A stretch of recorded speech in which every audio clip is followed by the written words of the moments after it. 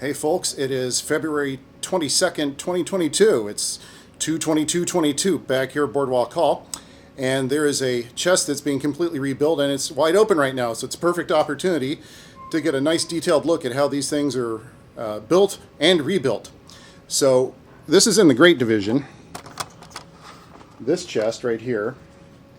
And the contents of this chest is here on this nice little note card. So we've got diapason 16, number 2, 3 diapasons, numbers 7, 8, and 9, 2 octaves, numbers 4 and 5, and the 15th, number 3.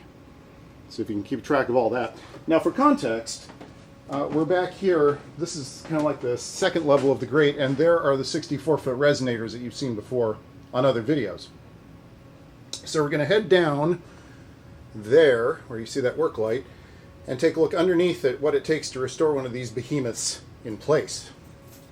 Okay, now I've come down the ladder and I'm coming back toward the chest from underneath now. So I'm sort of on the second level. And the chest that's being worked on is up there. So we have to go up this ladder and then get onto a work platform which was placed there just for this purpose. Right here.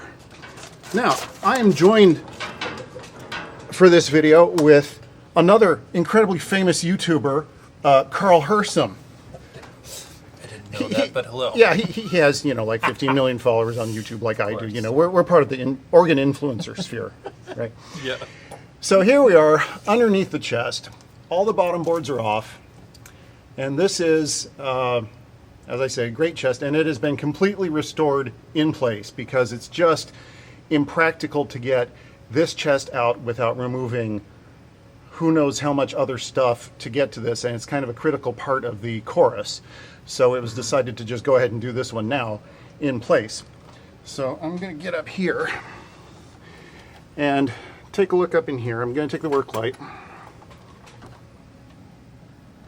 So you've probably seen some of this on videos before, but Carl, could you hold that for me, Sure. please? So we have Pitmans. For those of you in the organ business, very similar to Moeller, a Pitman system, but then the similarities end because every note has a pouch connected to a lever arm, which then goes up to the note valves up here, and it's on these sticks, which then it's kind of impossible to see from down here, but the end of this stick has a valve on it, and even within that there's a return spring that brings it back. You can see the pitman fluttering, which means everything's nice and tight up there. So if you're going to restore one of these, all of these pouches have to come off, be sanded off. You have to take new pouches and glue on fiber discs, apply the pouch, then screw in the eyelet, and then you can attach the arm, the rocker arm, with its valve. Now, in this case, all of these rocker arms have been taken out and sent out, and you can't see it from here, but believe me, they have new valve pads and everything on the end of the stick. Mm-hmm. So that's all new. This is new. Everything's cleaned up and new pitmans. Now, the pitmans are kind of a finicky little thing to do, and fortunately here at Boardwalk Hall they figured out a more practical way to put them in. Very technically advanced. It is. It is. Well, you guys are known for being the bleeding edge of organ technology. for utilizing the very best there is. Well, it's also known as an Electrolux vacuum cleaner. Oop. Gorgeous, beautiful thing here. Yep, that's right. So if you want to turn it on and put in a few, sure. you do that. So what has to happen is there are these little, let's show the parts before we put them up there. We have these, the pitman valves themselves, which actually act as an air check, are these little... It's just a punch out of leather. It's nothing too special or anything like that. Yep. It is just it's a piece of leather. And it goes up into this cavity right there, and there's a seat inside there. that little piece of leather has to be perfectly free floating within this tiny cavity after the retainer goes on.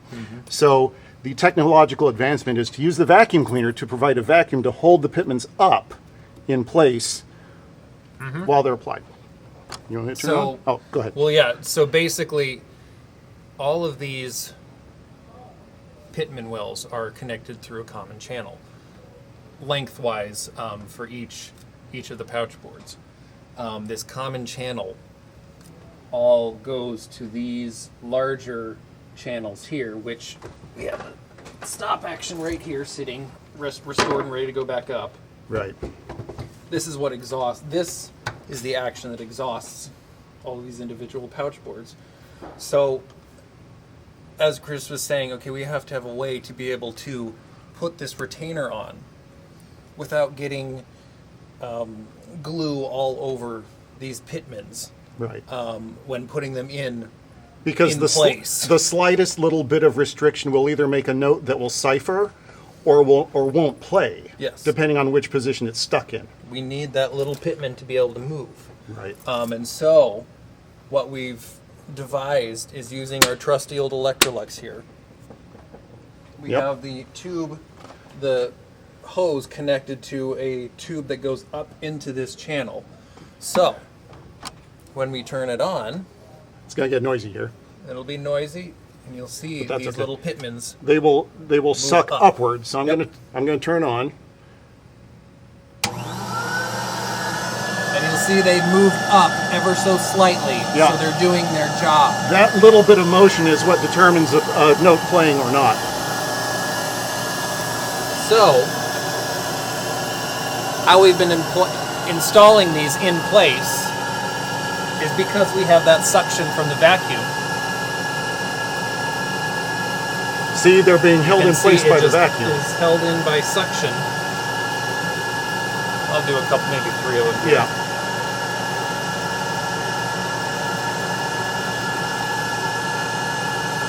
Like that. Yep. Holds them up in place. So now we're able to come back and glue on the retainers, which we also call toilet seats, because it kind of looks like a toilet. Kind of looks like a toilet seat.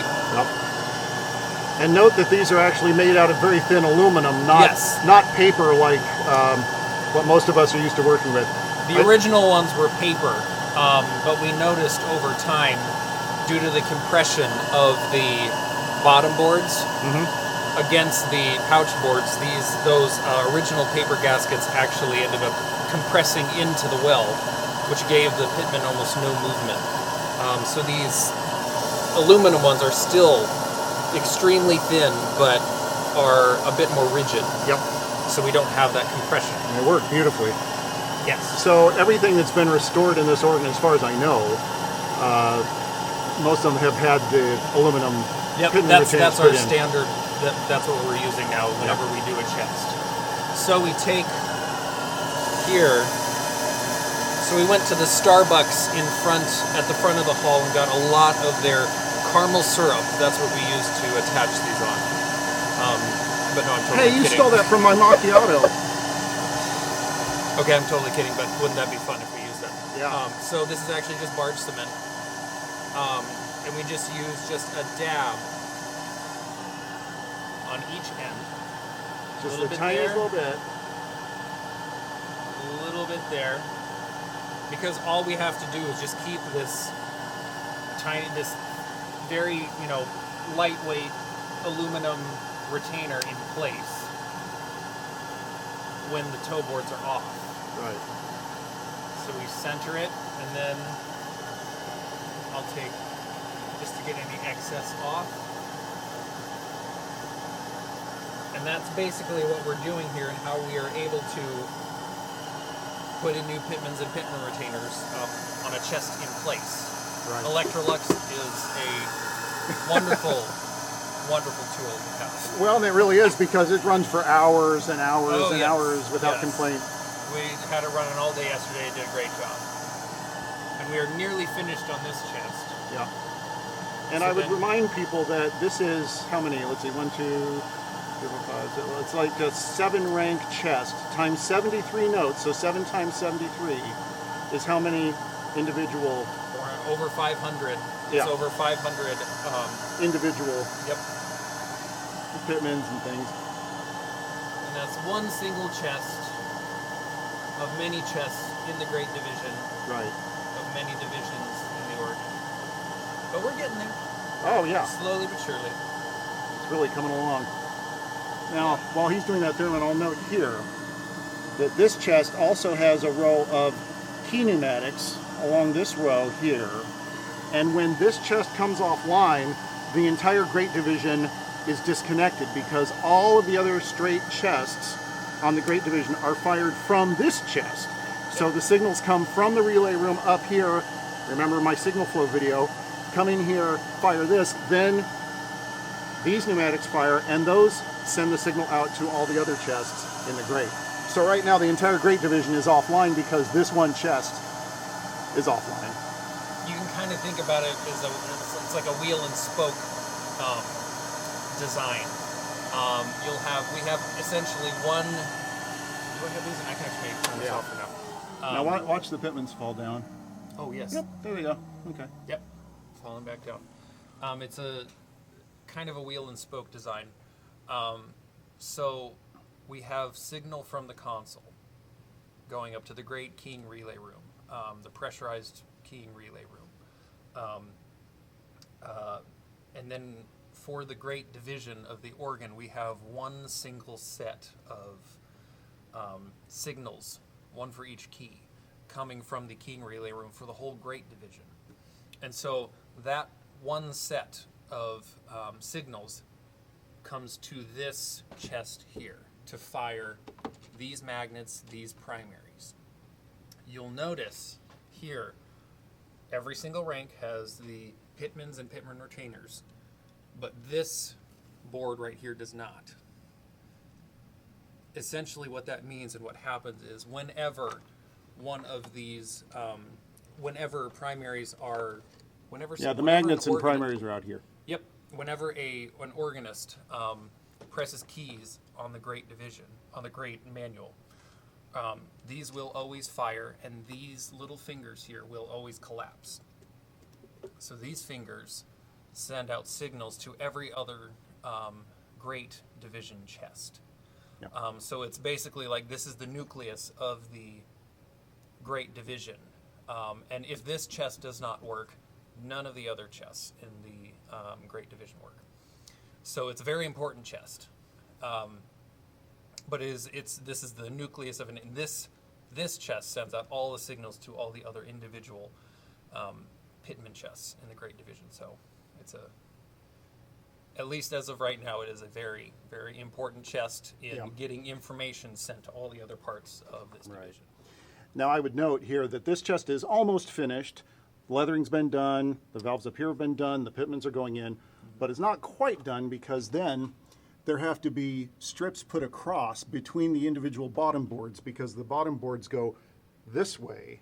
So there are gaps. So they have to install pieces of, you use rubber cloth for that? Or Yes. leather? Yep. Okay. It's Rubber thin cloth, rubber cloth. bridge, kind of like strips across to bridge between the individual bottom boards. And there's work going on the bottom boards themselves Yes. that we're just going to go down, downstairs. and we're going to go take a look at that right now. Okay, now we're down here in the organ shop where there is more work going on that same chest. And here is the man, the legend, Sean O'Donnell, down from Boston. How you doing, Sean? Good. You? Good. So these are the bottom boards. These are what go underneath where you just saw. And Sean is completely regasketing these chests. And I would ask for our audience, what kind of leather is that, basically? Packing leather, gasket leather, probably cowhide. Right. Now, every single one of those Pitmans that we just showed you upstairs corresponds to a hole somewhere on there. These holes haven't been punched out yet. Are there? And a channel that runs. Right. So here's the primary end here, and the signals go through a channel for every note, and you can see this chest, this bottom board has 1, 2, 3, 4, 5, 6 notes in it. So there's 6 channels running lengthwise through the board. I guess you can't see that from the end. No, it's all sealed up. It's a lamination. It's like they routed or more likely dadoed in grooves and then sandwich the whole thing together. Okay, here we go. So these have already been completed, and you can see that every board has all these leather strips applied with holes in exactly the right place to meet up where all those pitmans that I just showed you made up, so that the air seals up perfectly. And there's, how many bottom boards on this chest? Let's see. Okay, so there's 11. There's 11 boards that have to be done like this. And then once the blow leathers are installed up there and these are done, then the chest is basically complete and ready to have them turned on. So hope you find this interesting. This is what it takes to restore one of these chests.